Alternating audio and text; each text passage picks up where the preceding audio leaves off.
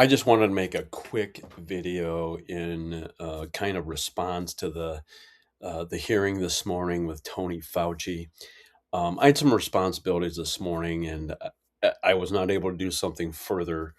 Um, uh, Part of my response is in the regular podcast. This is just a simple response. Hats off to Senator Rand Paul for kicking out Fauci's attorney, who was told to not sit at the spot where the witnesses sit. And it looked like he had a team of what, four, five, six lawyers there. I don't know why he needed so much protection if he was going to plead the fifth. Was he there just to make sure? Were they there just to make sure he minded his p's and q's and took the fifth every time he was asked a question?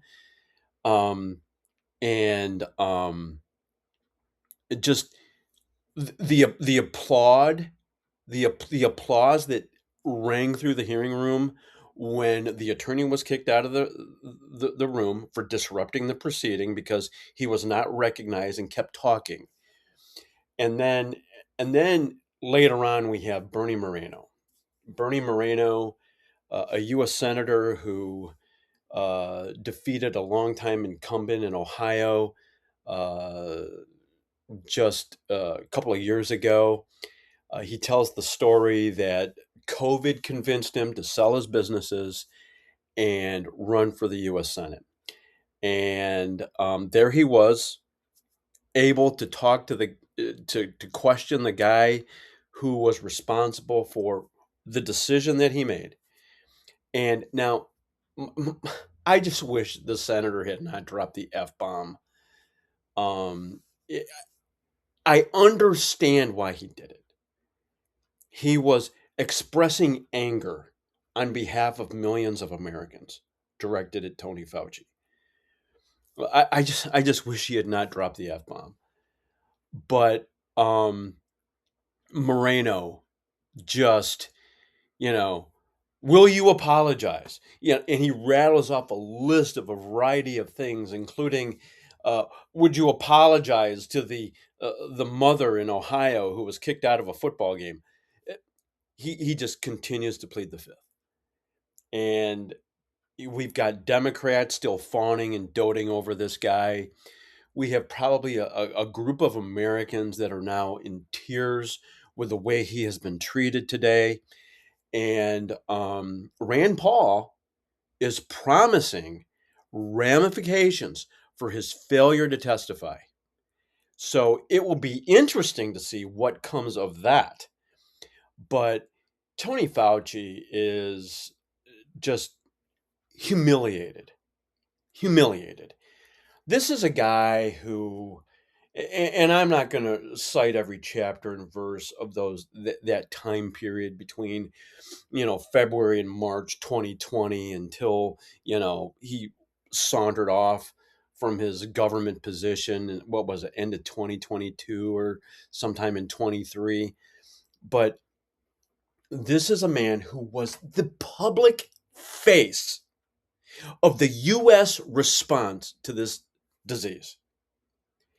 And everything he said was was there anything that he said during that period of time that could have been taken as fact? Gain of function research, the NIH were knee deep in, probably beyond knees. They were probably up to their necks in it. And working with the Chinese nonetheless. And then you have, oh, you have to 6 foot social distance. Oh, you have to wear a mask. Oh, it's good if you wear a double mask. Oh, fraud. Absolute fraud. And I think a lot of Americans are simply angry because we have not had accountability with this guy yet. And we want to see it happen, which is probably why he has a team of five, six attorneys sitting there at his side, making sure this 80-some-year-old guy minds his P's and Q's. But I just, Tony Fauci, thoroughly humiliated. Just, just the epitome of a weasel, the epitome of uh, someone who is the face of government tyranny and overreach. Now, mind you, during COVID, there are multiple people that are the faces of government overreach and also do as I say, not as I do, like Gavin Newsom in California, who would say X and then do Y. Um, Gretchen Whitmer in Michigan, who would tell people to do X and then do Y. Governor Cuomo here in New York, who would say X and then do Y. Um, there are COVID hypocrites all over the landscape, and you know the American people are owed far more than an apology, and it is high time for some COVID accountability.